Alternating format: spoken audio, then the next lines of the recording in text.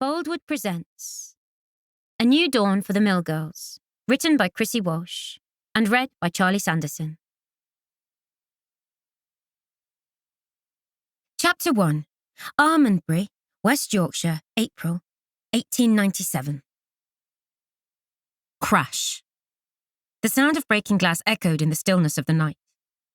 Startled, Verity Lockwood let the book she was reading fall from her hands, and, swinging her long, slender legs over the side of the bed, she perched on the edge, uncertain as to what she should do. The sound had come from below, and with her breathing pent and her ears pricked, she waited and listened, flinching when she heard the dull thuds of heavy objects hitting hard surfaces. A glance at the clock on the mantelpiece told her it was midnight. Had the house been broken into by robbers? Her limbs trembled. Verity crossed the bedroom floor, her feet making no sound on the thick carpet, and her palm moist against the doorknob as she turned it. Inching the door ajar, she peered cautiously into the gloom on the landing, then, widening the gap, she crept out to the head of the stairs and, leaning against the balustrade, she listened. The noises had ceased, the silence thickening around her.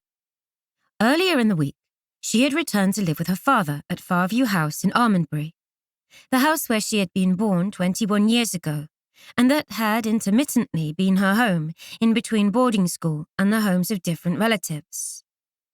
For the past 5 years, she had been residing with her aunt in Leeds, and now, feeling like a stranger in the known yet unfamiliar surroundings, she waited and listened, deliberating on what to do next. The single oil lamp in the hallway glowed eerily, and Verity's shadow performed a grotesque dance as she slowly descended the wide, sweeping staircase. In front of her, the solid oak front door was fast shut. No sign of a forced entry. Breathing a sigh of relief and wondering if she had imagined the noises, she stepped forward, the flagstones cold against her bare feet. Then, from behind the drawing-room door, she heard the sound of someone moving and almost leapt out of her skin as a strangled roar split the night. No longer afraid of robbers, she still had to steel herself before finding enough courage to open the door. "Father, what are you doing?" Verity stared, shocked at the disarray.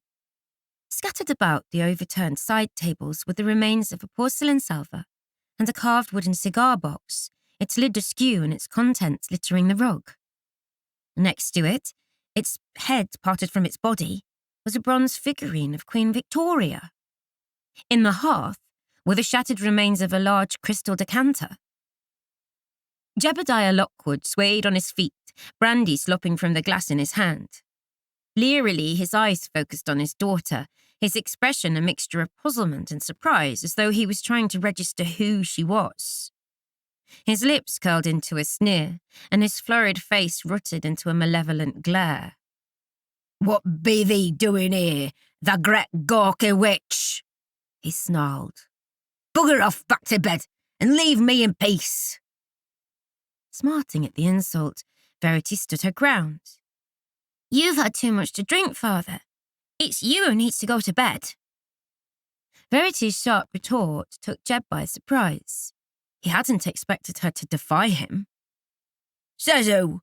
Since when did I need thee to tell me what to do?" he blustered, and shambling across to the sideboard, he grabbed the nearest carafe and poured until it was empty. Amber liquid sloshed into the glass, spilling out over the brim and puddling on the polished wood before trickling onto the rug. "You've had enough to drink already," Verity cried, and rushing over to the sideboard, she placed herself squarely in front of it and the overflowing glass. "When I need thee to tell me what to do, I'll bloody ask!" Jeb roared, slamming down the empty carafe, then lunging for the glass behind Verity's back. When she deflected him at every move, his outstretched hand curled into a fist. Verity ducked, but not quick enough to avoid the sharp blow that caught her cheekbone. She reeled sideways, her cheek throbbing and her eyes watering. Smirking at her pain, her father shook his fist in her face. Verity, too proud to rub where it smarted, stood her ground, and Jeb, goaded by her defiant glare, lashed out to strike again, and would have done so had not the toe of his boot caught on the edge of the rug. He staggered and fell.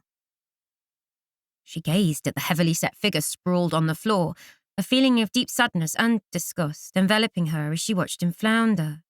"Don't just stand there, the great gormless bugger! Help me up!" Verity placed her hands under his armpits, and screwing her face as though she was handling something distasteful, she heaved him to his feet.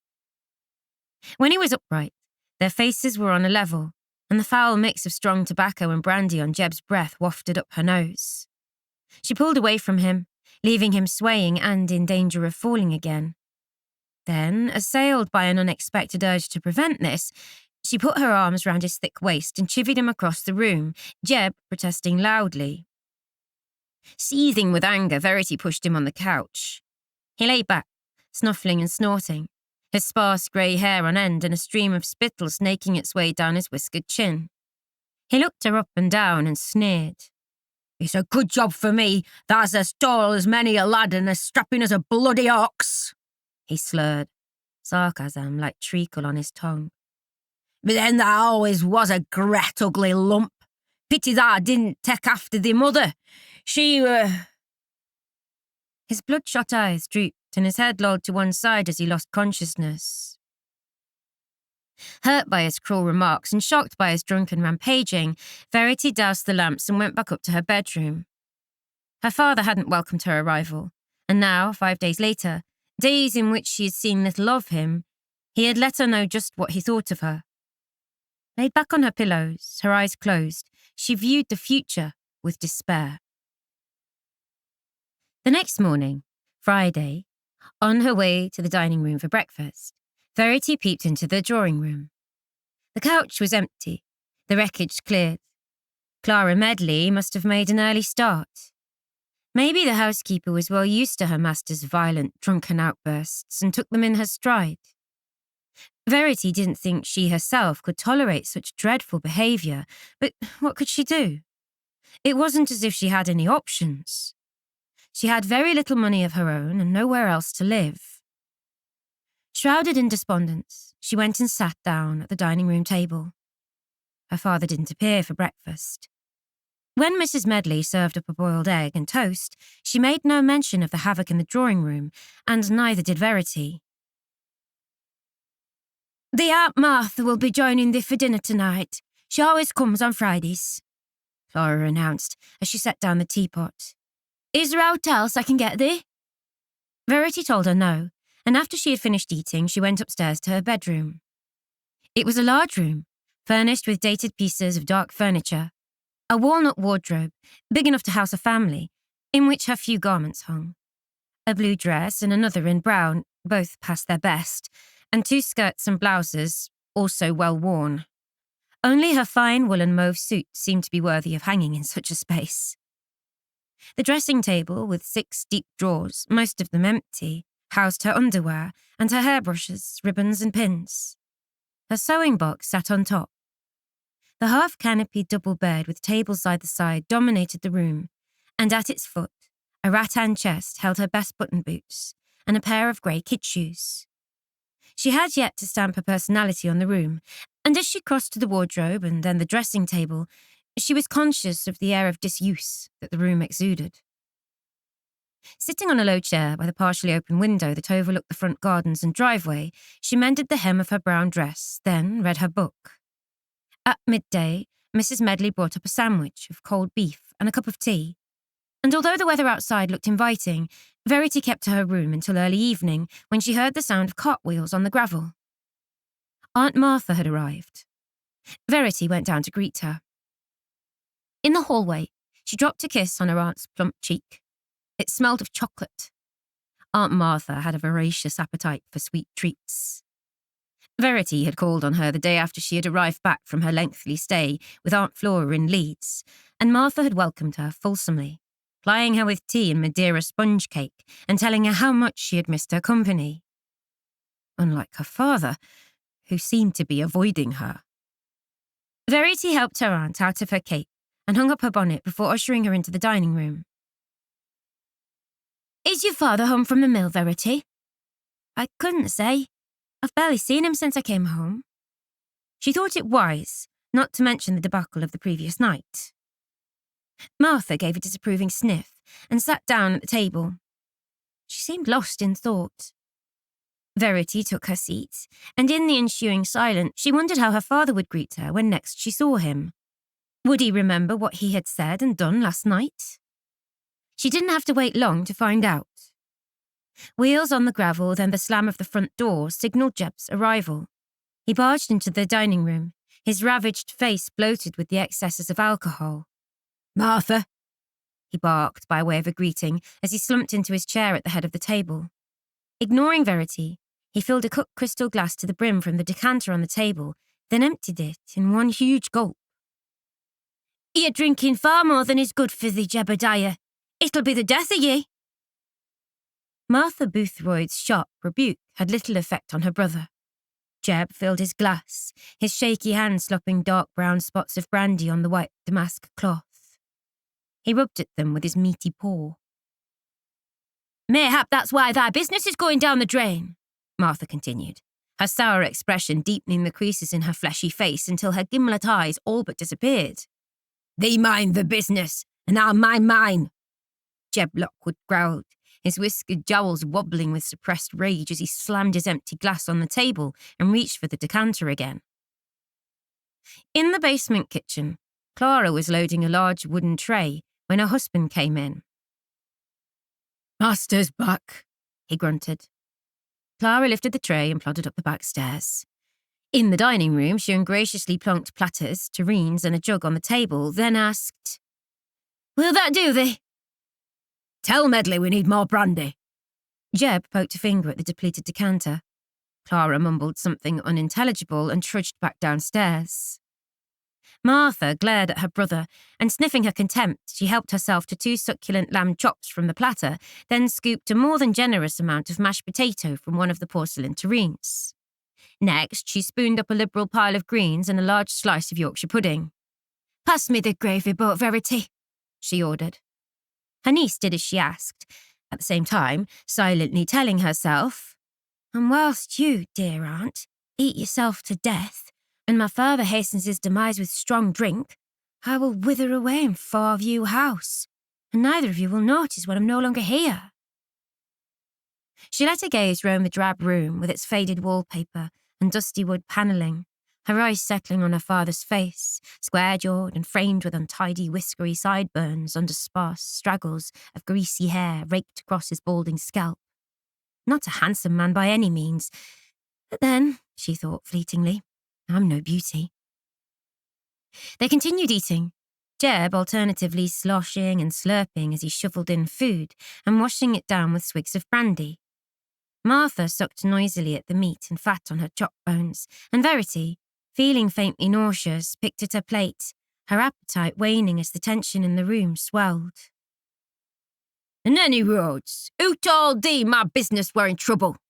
Jeb loudly demanded, the purple veins in his florid cheeks darkening as he clattered his knife and fork on his plate. "It's common knowledge in the valley, Jeb. Thou spend so much time carousing in the watering holes in Huddersfield, thou's no idea what's going on. 'Tis only decency of Oliver Hardcastle that keeps Lockwood Mill running. That and him not wanting it to go belly up and leave goodness knows how many men, women and children without earnings." Martha spoke with conviction, and Verity was surprised by her grasp of a situation she herself knew nothing about, but that Jeb certainly did, judging by the venomous look that he gave Martha. "Is the men in difficulty, father?" Verity turned her clear grey eyes on her father and looked searchingly at him. "Naught to do with thee," Jeb roared, glaring malevolently at her. "Bloody interfering women! Thou knows nought about running a mill and making cloth, and I'll be damned if I'm going to listen to thee prattling on." He thrust back his chair with such force that it crashed to the floor, and, on unsteady feet, he stamped from the room. Verity and Martha exchanged despairing glances. "Medley! Lean trap round to front door!" they heard Jeb bellow from the hallway. In the basement kitchen, Albert Medley pulled a sour face and pushed his half-eaten dinner aside. "Bloody hell, t' master must want taken back into town." He stood and put on his cape and then his cap. his expression that of a man going to the gallows. "I'll be back late. Don't wait up, Clara." His wife looked up from the pot she was scouring at the sink and shrugged. "Another night's boozing and we not paid us wages for the last 2 months. Remind him of that, if you dare," she scoffed, banging the pot down hard on the draining board. Cursing under his breath, Albert scooted out of the back door. In the front hall, Jeb paced impatiently until he heard the rattle of the trap's wheels on the gravel sweep. He blundered about, slamming the door behind him. The sound reverberated through the house, Verity flinching and her aunt tutting her annoyance. "He'll be for the pack horse or the fleece. Thou'll not see him till tomorrow," Martha dourly predicted. "He's not welcome in the inns in Armonbury without he has any brass to settle that he already owes. He has to go traipsing into Huddersfield, running up more debts to quench his thirst." She scraped the last spoonful of treacle tart from her plate and chewed on it before addressing her niece authoritatively. "Thou needs to make 'em see sense, Verity, or thou'll be out on t' street afore the year's over." Startled by the remark, Verity catted her spoon on her plate. "And how might I do that, aunt? I barely know him, and he's made it quite plain he has no regard for me." The hurtful names he had called her the previous night still stung. Her fingers strayed to her bruised cheek, still sore from where her father had hit her. "Aye, well, thou mun find a way. It's up to thee, lass," Martha wheezed. Then, pressing the flat of her hands on the table, she eased her rotund body out of her chair. "I'll be off now. Back to a bit of peace in my own home. The goodness knows I'll not enjoy the walk," she groused as she waddled to the door into the hallway. Verity got up and followed her.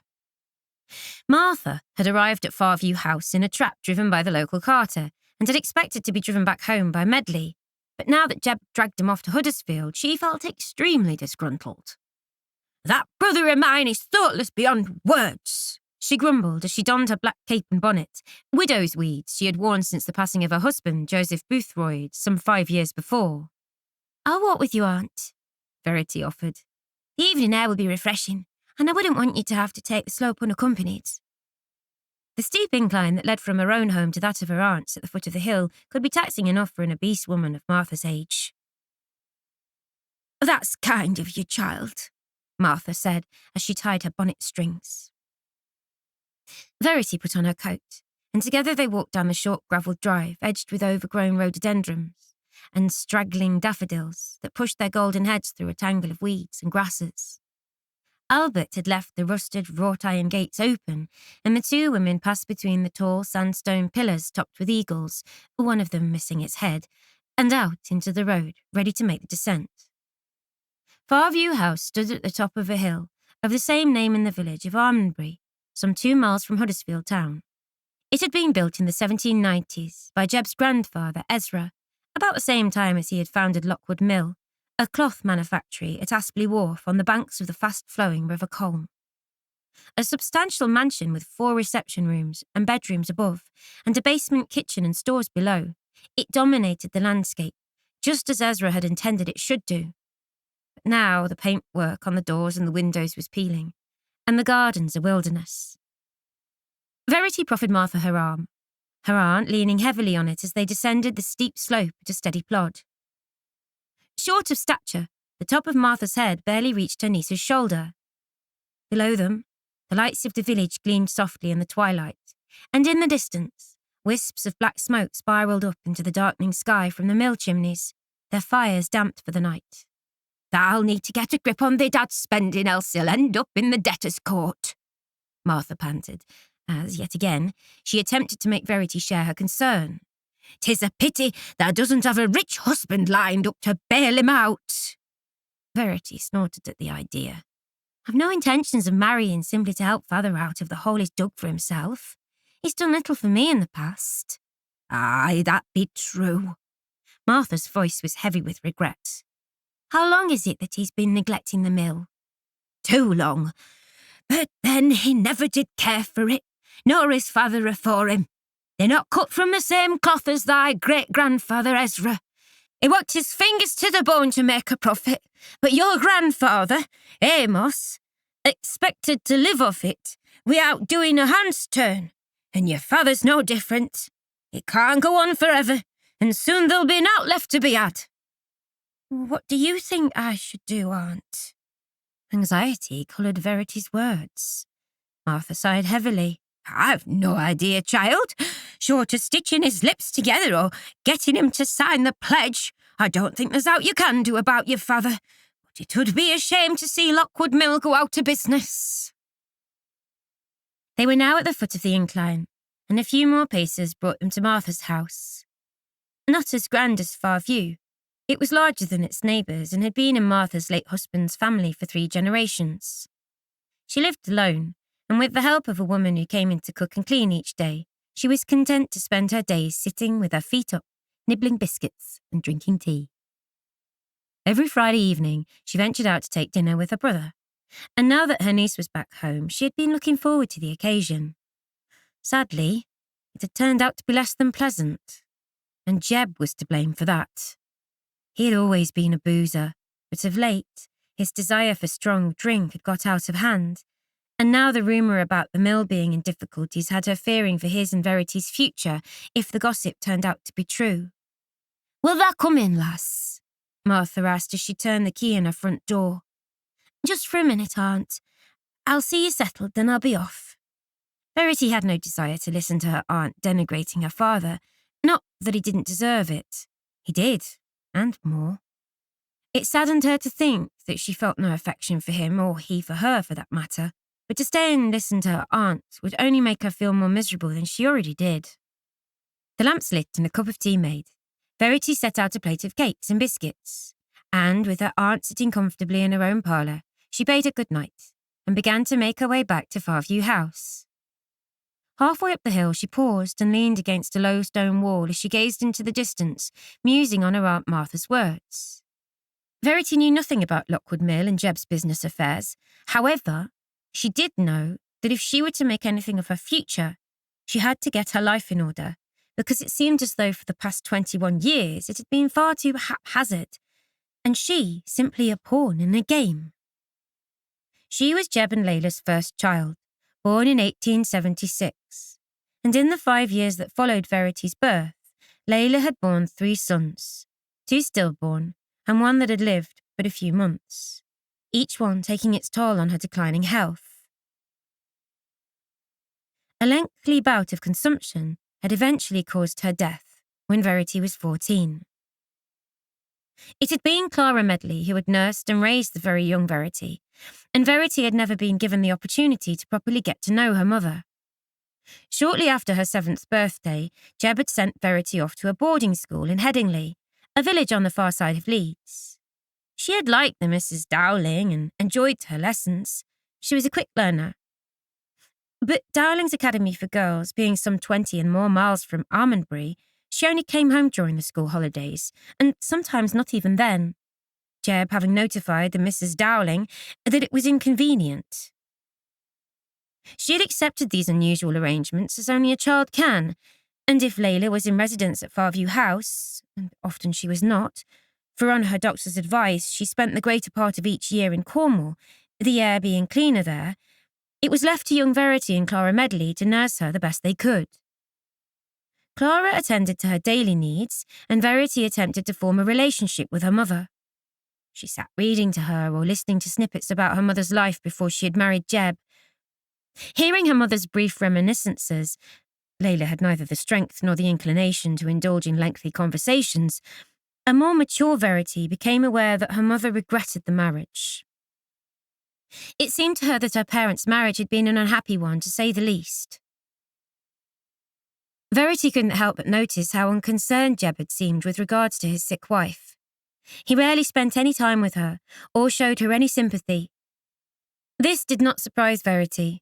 She had been no age at all when she had formed the opinion that her father was only concerned about himself, and if he showed little thought for his wife, he most certainly cared nothing for his daughter. Verity's mother hadn't been a conventional beauty, and for much of the time she was often too ill to care about her appearance. Her straight brown hair was lank, and her unhealthy pallor and shriveled skin failed to enhance her luminous grey eyes and high cheekbones in a finely sculpted face, features that Verity had inherited.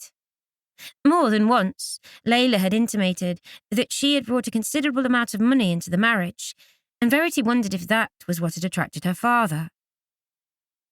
One afternoon, not long before her mother died, she learned that Layla had been reared in Leeds, the eldest daughter of a wealthy confectioner, and that Layla's father, Samuel Foxton, had objected to the marriage. He had dubbed Jebediah Lockwood a fortune hunter and considered him a highly unsuitable husband for his daughter. Layla had always been a sickly child in need of gentle care. However, defying her parents' wishes, Layla had married Jeb. The more Verity heard, the more she understood why she had never met her maternal grandparents and why their own visits to Leeds were few and far between and always to Layla's younger sister's house. Flora Foxton had made a fortuitous marriage to Arthur Elgin, who'd made his fortune in the new and thriving railway business, and they had 3 daughters. Flora had always made her ailing sister welcome, but she never reciprocated the visits, and Verity's acquaintance with her aunt, uncle and cousins had been limited. In the summer of 1890, shortly after Layla's death, 14-year-old Verity had been taken from Dowling's Academy and brought home to Almondbury and Farview House. However, her stay there had been short-lived. After Layla's funeral, Jeb had immediately sent Verity to live with Aunt Martha, who lived close by. Verity had gone willingly. It had been preferable to living with her irascible father, even though her aunt was strict and rather fussy. Whenever one of Aunt Martha's visitors had patted Verity's head and asked, "Do you miss your poor dear mother?" Verity answered that she did. In truth, she did not. Time spent with her had been so infrequent that it was a case of what you never had, you never miss. Her stay with Aunt Martha had lasted less than a year, Joseph Boothroyd's objections to Verity's presence forcing Martha to reluctantly send her back to Jeb. Little did she know that Joseph had wanted Verity out of the house because he didn't trust his urges where young girls were concerned. He had no qualms finding satisfaction with young girls in the town, away from his overweight, bossy spouse, but to have one living under his roof was far too tempting. Using the excuse that he didn't like sharing his dear wife with anyone, Martha had been flattered and let Verity go. A few miserable weeks later, Jeb had then shunted her off to live with Aunt Flora in Leeds, his reasoning being that a young girl would be better cared for in a house full of women. Flora had grudgingly agreed to keep Verity out of love for her poor dead sister. Her own 3 daughters, 2 of them older by 3 and 2 years respectively, and the other of a similar age to Verity, had been even less welcoming. She had soon discovered that she had little in common with them, and they, finding her bookish and boring, had made the next 6 years tedious and unpleasant. Magda, Ivy and Pamela were spoiled, frivolous girls who talked of little else other than the latest fashions and who they should invite to the tea parties that their mother regularly hosted. On such occasions, Verity would slip away at the first opportunity and read the books she borrowed from the library. This caused them to make fun of her scholarliness. As the girls matured, the talk turned to the young men they met at the social gatherings they frequently attended. Flora's daughters were considered pretty, with their blonde bouncing curls and diminutive figures, whereas Verity's straight dark chestnut hair and her height, she was a good 6 inches taller than Magda, who at 5 feet 2 inches was the tallest of the sisters, made her a butt for their cruel teasing. "What will the beanpole wear?" they sniggered as they got ready for yet another outing. "Will it be the blue or the brown?" And when they walked along beside her, they sneered, "What's the weather like up there?" Verity had detested the at-homes her aunt insisted they attend in order to meet the right sort of people, but her cousins revelled in these gatherings. Before each event, the house rang with excited squeals as they decided on which dresses to wear and how to style their hair. Then, in a froth of muslin and taffeta, they would sally forth, their flaxen, beribboned ringlets framing flushed, pretty faces. Meanwhile, Verity would brush her hair and coil it into a neat chignon at the nape of her neck, then deliberate between choosing a blue muslin dress with a pin-tucked bodice or the brown wool with the white lace collar. It all depended on the weather. That she had such little choice was Jeb's fault. He saw no reason to reimburse her aunt for housing his daughter, and her aunt in turn felt no compunction to lavish her money on Verity's wardrobe. Her own girls came first. Coupled with that was the annoyance Flora felt at her niece's appearance. "It's a pity you resemble our brother Henry rather than your mother," she had remarked on the day Verity had her 19th birthday. Flora had then lifted a heavy silver frame from a drawer in the sideboard in the drawing room and handed it to her niece. Verity had studied the photograph of her late uncle with dismay. A tall, strapping young man in a cavalry uniform stared back at her, and to her horror, she recognised her own physique in his. Whereas his face was broad, her own was much finer and more like her mother's and her aunt's. "At least I don't have a moustache," she testily retorted. However, much to her embarrassment, she was rarely invited to dance. Not that she wanted to, but being a wallflower or sitting with the older women whilst her cousins and the other young girls in attendance waltzed around the floor or stood chatting and giggling with young men made her feel foolish and out of place. By the time Verity was 21, Flora had given up the idea of finding her a suitable husband and had told her firmly that it was time she returned home to run her father's house. Verity had been relieved, but her relief had soon turned to disappointment. Farview House did not feel like home, and it seemed that nobody, not even her father, wanted her. Rather like a parcel passed from one depot to another with no one to claim it, she mused, as she began walking up the hill again. The gravel crunched under her boots as she approached the house, the sound disturbing the stillness of the late spring evening. A solitary lamp burned in the hallway behind the heavy oak door framed in thick sandstone lintels that matched those around the windows, 4 on the upper floor and 2 on either side of the door. How unwelcoming it looks, Verity thought, reflecting on the houses at the bottom of the hill. Lights had gleamed from their windows to welcome home the workers from the mills, and no doubt they would be met with love and affection on their return. She opened the door, and after hanging her coat on a peg on the hall stand that had drawers for brushes and gloves and umbrella stands with metal trays to catch the drips, she looked into the diamond-shaped mirror at her reflection. A pair of solemn, grey eyes stared back at her above high cheekbones, a straight nose and full-lipped mouth. The walk had brought colour to her cheeks, and the gentle breeze had blown tendrils of hair about her forehead and ears. For a moment, she thought she looked quite pretty. Then, dismissing the idea as nonsense, she went in search of Clara Medley. Clara was sitting by the fire in the kitchen, knitting a brightly coloured blanket from scraps of wool. She looked up as Verity entered and smiled warmly. "You got your aunt off home all right, then? Do you fancy a cup of tea, or would you like cocoa?" Verity opted for tea and sat down by the hearth in a chair facing Clara's. She was fond of the plump, motherly housekeeper. She had come to work in Farview House alongside her husband, after rearing her own 5 children until they were of an age to leave them with their grandmother. And as Verity watched her set cups, a milk jug, slices of sponge cake, and the large flowered teapot on the table, it occurred to her that she had possibly spent more hours in Clara's care than had Clara's own children. In fact, she reflected, her early childhood would have been very different had it not been for the housekeeper's tender ministrations. Clara had washed and dressed her, played with her, shown her how to bake fairy cakes, and comforted her whenever Jeb had chastised her, something he'd done often when his mood was foul. Verity silently acknowledged that she owed Clara Medley a good deal of gratitude. The kettle hissed, and Clara mashed the tea.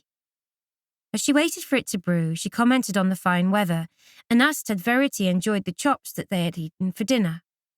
Verity agreed that the weather was pleasant and that the chops had been delicious, holding back the questions that were burning her tongue until the tea was poured and Clara sat down.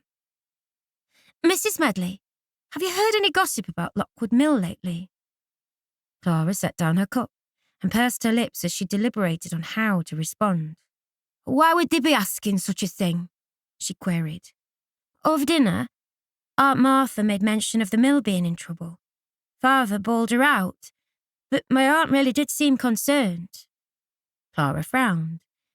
If Martha Boothroyd had already discussed it, then she saw no harm in telling Verity what she knew. The girl had a right to know. She was no longer a child.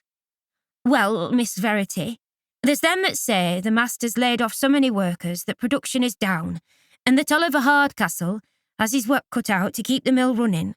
He's a good lad, is Oliver, but there's only so much he can do, And the dad? Clara shrugged and fell silent. But why is my father letting this happen?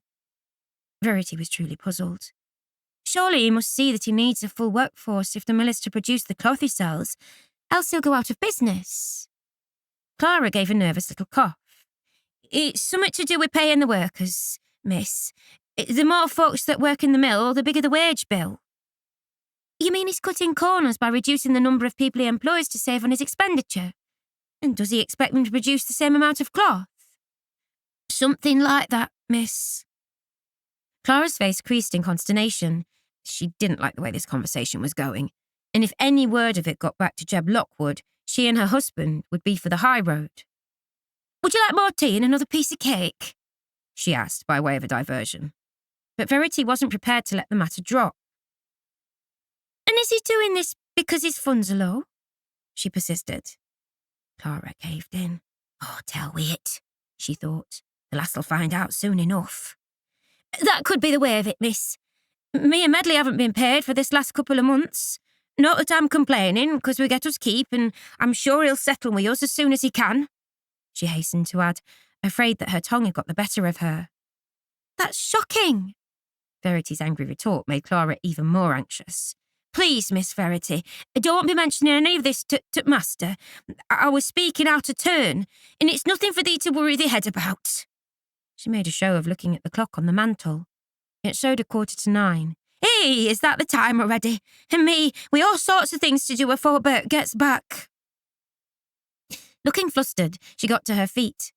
Verity took this as a sign for her to go, and, thanking Clara for the tea and cake, she climbed the back stairs, then the main staircase up to her bedroom at the front of the house. She undressed and climbed into bed with a copy of Mrs. Gaskell's North and South that she had borrowed from the lending library and reading room in Huddersfield. She began to read, but her thoughts soon strayed to her father in the mill. Clearly, Jeb was in financial trouble, yet he was still squandering money on strong drink and more than likely gambling at cards in the inns he frequented. If he were allowed to continue in this manner, then her aunt's prediction could soon become reality, and he would end up bankrupt. Then where would they be? Verity had no control over his behaviour, yet she was loath to stand by and watch it happen, not so much for her own sake and his, but for the hard-working people he employed. Laid back on her pillows, she mulled over their predicament and her own, and not finding a solution, she lost herself in the lives of Mrs. Gaskell's characters until the book slipped from her hands onto the eiderdown. She fell into a restless sleep, her muddled dreams fusing with what she had just read. At one moment, she was the compassionate Margaret Hale ministering to the poor. Later, she was in Mr. Thornton's passionate embrace as he swore undying love. At this, she had broken out in a sweat, her lips still tingling from his kiss as she was startled into wakefulness by shouts and curses coming from below her bedroom window. She waited until her thumping heart steadied, then slipped out of bed. Over at the window, she drew back the curtain. Bert Medley's short, wiry body was bent almost double under Jeb's bulk as he struggled to get her father out of the trap. Dismayed, Verity watched and listened. Come on now, master. Hold still while I get thee down, Bert implored. I don't need that bloody help, Jeb slurred, rearing back into the trap and sprawling on its floor, his feet dangling over the tailgate. Bert took hold of his ankles and dragged him forward, until Jeb's feet touched the ground. Then he heaved him up into his arms and trailed him to the front door. Jeb swayed precariously and cursing at the top of his lungs. Get the bloody hands off me, I can see myself in, he slobbered as Bert opened the door and pushed him inside. The slamming of the door was swiftly followed by a loud crash. Poor Bert. Verity pulled on her robe and running to the head of the stairs, she surveyed the scene below. Jeb must have grabbed at the hall stand to support himself, then fallen face down on the flagstones, the hall stand toppling with him. Bert was in the act of striding over her father's body, then making his way to the top of the back stairs. Clara, come and give us hand, love. I can't manage him on my own, Verity heard him shout. She reached the bottom of the stairs just as Clara appeared from below. The three of them looked at the prone figure and exchanged looks of exasperation. Jeb was snuffling and snorting and trying to get to his feet. Between them, they brought him upright and, pulling and stumbling and stopping for breath every third step, they got him up to his bedroom and onto the bed. Then they stood puffing and panting and looking disgusted. "He can stay like that," Clara snapped. "I'll be damned if I'll let thee undress him, the drunken sot."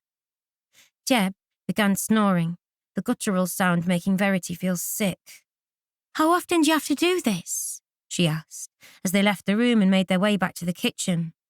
"Too often of late, Miss Verity," Bert replied sourly. "There's always been times when he's come home sozzled, but this past 12 months things have worsened to such a night that he'll not be fit to make it home if it wasn't for me." "You shouldn't have to contend with such dreadful behaviour," Verity said, as Clara boiled a pan of milk and made 3 cups of cocoa. "And Mrs. Medley tells me that it's 2 months since you last received your wages." Bert glowered at Clara. She raised her shoulders and the corners of her mouth turned down as she looked for his forgiveness. "Thee and thy loose tongue," he muttered, and to Verity he said, "That be right, but Mrs. Medley had no business telling thee." "But I need to know these things, Bert. I shouldn't be kept in ignorance of what's going on around me.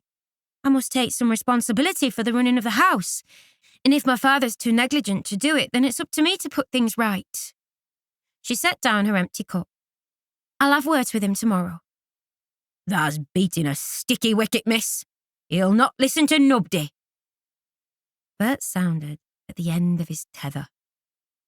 On that sad note, Verity bade the Medleys good night. Chapter 2. The next day, Jeb still in bed, Verity breakfasted alone. Then, feeling rather guilty that the Medleys were not being paid for their labour, she went to ask Clara if there was anything she might do to be of help. Clara gave it some thought before answering. "There's the matter of the butcher, Miss Verity. He'll not deliver to the house until his bill's settled, so he told me, when he brought them lamb chops you had last night. And there's nowt but a bit of breakfast bacon left in the meat safe.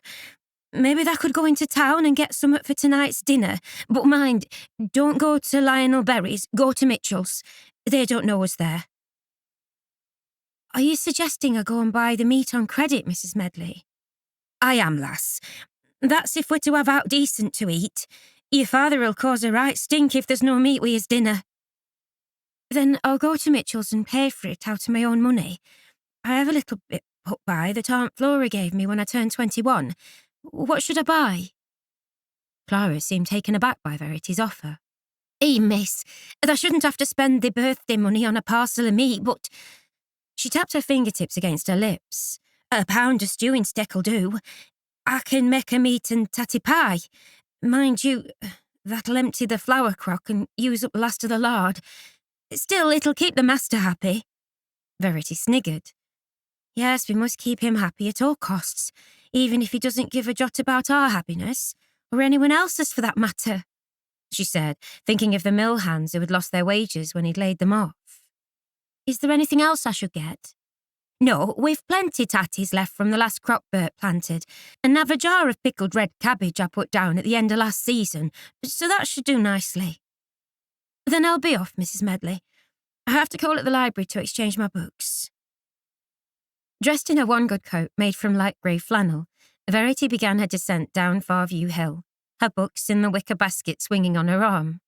The day was clear, the sky a blue sheet and a pleasant warmth in the air.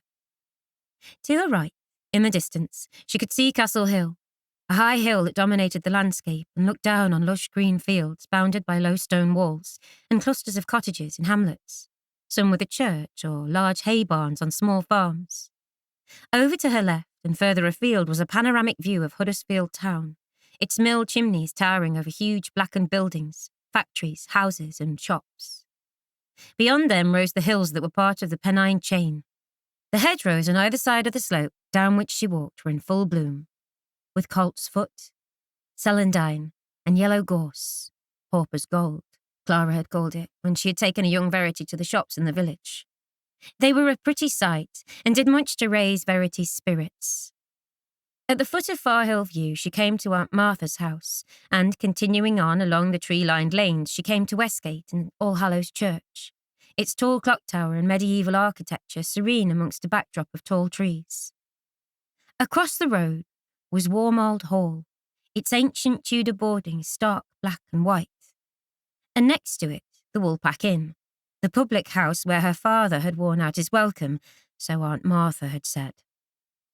Now he had to resort to going into Huddersfield to wet his throat. Verity wondered if he was already in debt to some of the inns there. At the end of Westgate, she turned left into Northgate and on through the village centre, taking the road that skirted the enormous wooded estate of Longley Hall, owned by the Ramsden family. Somerset Road, so Clara had told her, was named in honour of the Duke of Somerset's daughter, Gwendolen, who was the wife of Sir John Ramsden, the lord of the manor of Almondbury.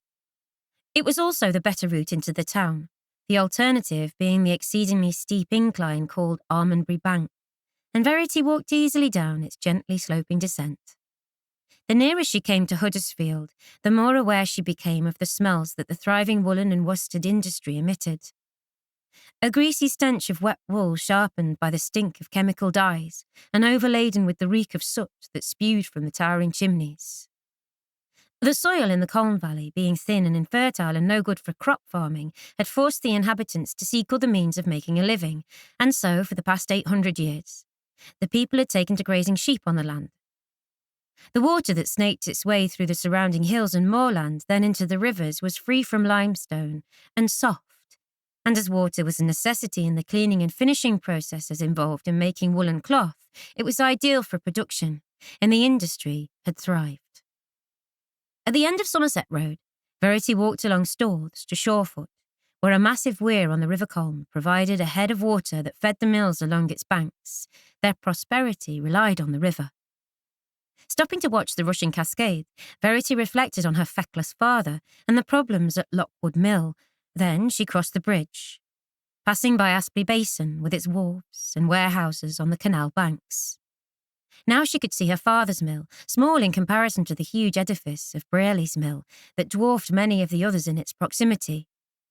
She wondered how Lockwood Mill was faring today while her father lay in his bed. Was Oliver Hardcastle, a man she had never met but whom Aunt Martha had given credit to in her tirade at the dinner table, doing the job her father should be doing? Was he struggling to keep the mill afloat? She was sorely tempted to cross over the road and pay it a visit, see for herself what state the business was in, but dismissed it as foolish. She had never set foot in the place, and she had no knowledge of the mill's workings. Thinking that Mr. Hardcastle might think her a silly snoot, a witless girl wasting his time, Verity pressed on into the town.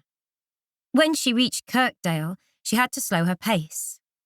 Outside St. Peter's Parish Church, the pavements were crowded with people. A funeral carriage drawn by 2 black horses was being unloaded. The glossy pair stood patiently, the plumed black feathers attached to their noble heads gently fluttering in the breeze. The undertakers, in their high top hats and black frock coats, eased the coffin onto the shoulders of the pallbearers, who also wore top hats and suits fashioned from the finest worsted. Verity idly wondered who the deceased was, some wealthy manufacturer judging by the grand procession.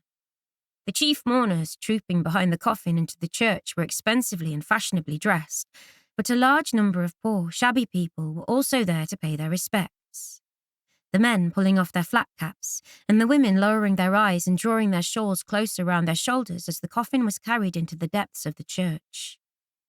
They must work in the deceased's mill, thought Verity, and wondered if her father's employees would attend his funeral to honour him in the same way, a funeral that might come sooner rather than later if he kept on drinking to excess. Loath to take the pleasure from the day by dwelling on her father's vile habits, she pushed her way carefully through the crowd.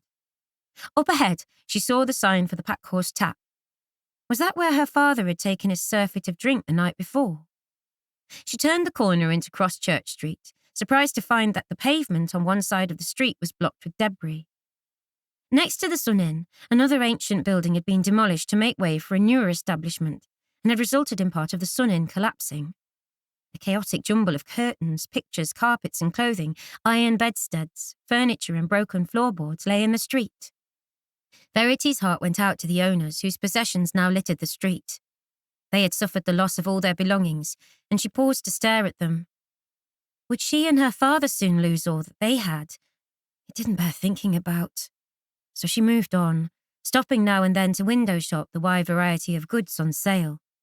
Ironmongery, tobacco, clothing, chemists' supplies and boots and shoes. Near the end of the street she spied Lionel Berry's butchery. Clara had said they owed him money. She wondered how much, and before she could stop herself she crossed the street and went inside. If she was to take responsibility for the running of Farview House, it was imperative that she find out. The rotund, red-faced butcher smiled ingratiatingly. "How may I be of service, miss?" he boomed, rubbing his big fleshy hands across his blood-stained apron. Verity took a deep breath. "I'm Verity Lockwood, Jebediah Lockwood's daughter. I have recently returned home to run his house. I'm here to inquire how much is owing on Farview House's account with you." Her cheeks had flushed as she spoke, and although the butcher thought she was overly tall for a woman, he considered her rather handsome. Furthermore, she was about to settle the outstanding bill. He rubbed his palms together and widened his smile.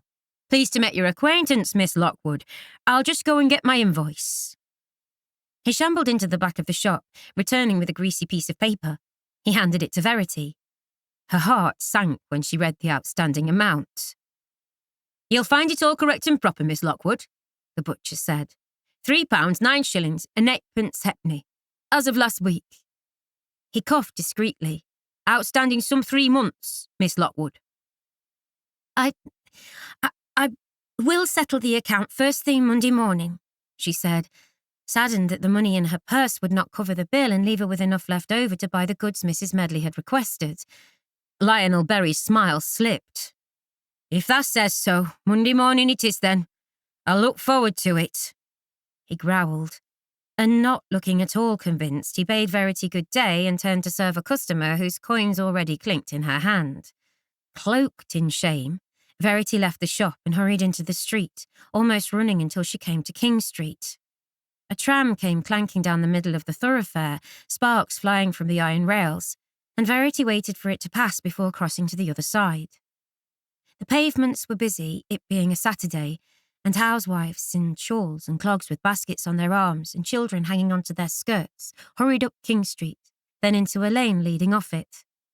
Verity, reckoning that they would know where meat was sold at an affordable price, followed them. The shambles was packed with people looking for bargains and stall-holders calling out their wares. "Fresh spring onions, juicy parsnips and leeks," a burly chap in a red neckerchief sang out, vying with another across the crowded street who bawled, "Apples a farthing," and both of them outshouted by the cry of, "Rhubarb! Get your rhubarb here!" Spying a stall further down the street with chickens and rabbits suspended by their legs from its awning, she picked her way through the throng. Ducking under the carcasses of the poor dead creatures and wrinkling her nose at their animal stink, she entered the shop. Sawdust shifted under her boots. The butcher, who was hacking into an enormous cage of meaty ribs, set aside his cleaver on the gory chopping block and, wiping his hands on his blood-stained blue and white striped apron, asked, "What can I do for thee, madam?" Several minutes later, Verity left the butcher's shop with 1 pound of stewing steak, a string of fat pink sausages and a block of lard. Her purse, 2 shillings and 3 lighter. Flushed with the success, she went into a nearby grocery and bought a bag of sugar for 10p, a half-pound packet of tea at 1 shilling, and butter for the same amount. Finally, she purchased a large bag of flour costing 2 shillings, and toting her overladen basket, she made her way to the library in Somerset Buildings on Byrom Street to change her books. She roved between the book stacks, looking for something new to read, and after some deliberation, she chose a copy of The Cloister and the Hearth. She would have preferred to borrow more than one book, but her basket weighed heavily enough already, so, balancing the book on top of her goods, she began the long walk back the way she had come. By the time she was halfway up Somerset Road, she regretted buying the bag of flour, for it was the heaviest of her purchases. And as she plodded past Longley Hall, her shoulders ached, and the basket's wicker handle bit into the palms of her hands. The euphoria of stocking Clara's larder fading, she consoled herself with the knowledge that the housekeeper could now make bread and Yorkshire puddings. Maybe she'd make toad in the hole. The thought made Verity aware that she was hungry, and she quickened her pace. Before long, Castle Hill came into view. It could be seen for miles around. History had it that settlers had existed on the hill some 4,000 years ago, and that Cartimandua, queen of the Brigantes, had ruled there. In amongst the ruins of ancient ramparts, an alehouse had been built, and in the 1850s this had been developed to house the Castle Hill Hotel. The Chartists had held their rallies there, and nowadays local sportsmen met at weekends to compete in running races and football matches. Now, as she trudged homeward, Verity recalled how she had sometimes accompanied the Medleys and their children to these events on their Sunday afternoons off duty. She vaguely remembered one bitterly cold day in October 1883, when they had taken her to Castle Hill to show their support for more than 3,000 weavers who were striking in protest against the mill manufacturers. They had been demanding more pay and safer working conditions. Chaos had erupted, and the Medleys had fled in fear of their lives, Bert carrying a screaming Verity in his arms as they scrambled down the hillside. Afterwards, safely back in the kitchen at Farview House, Clara had impressed on her that she must say nothing about it to her father. 7-year-old Verity had been wise enough to hold her peace. Today, the hill basked in the midday sunshine, the gorse on the hillside shining like scattered gold coins, and Verity decided that should the warm day weather hold, she would take a walk to the ruins the next day. Swapping the heavy basket from hand to hand and taking Farview Hill in her stride, she arrived back at the house shortly after midday. Clara, delighted with the provisions, clapped her hands. Miss Verity, I never expected thee to bring all this, but I'm mighty glad thou did. It'll keep the wolf from the door for a week or more. She carefully opened the bag of flour and filled the crop, laughing as a cloud of white dust powdered her apron and plump cheeks. Sissy, I'm that excited I'm all of a piece, she cried, brushing at her face in her apron. I'll put these in the meat safe, she said, lifting the sausages and stewing steak.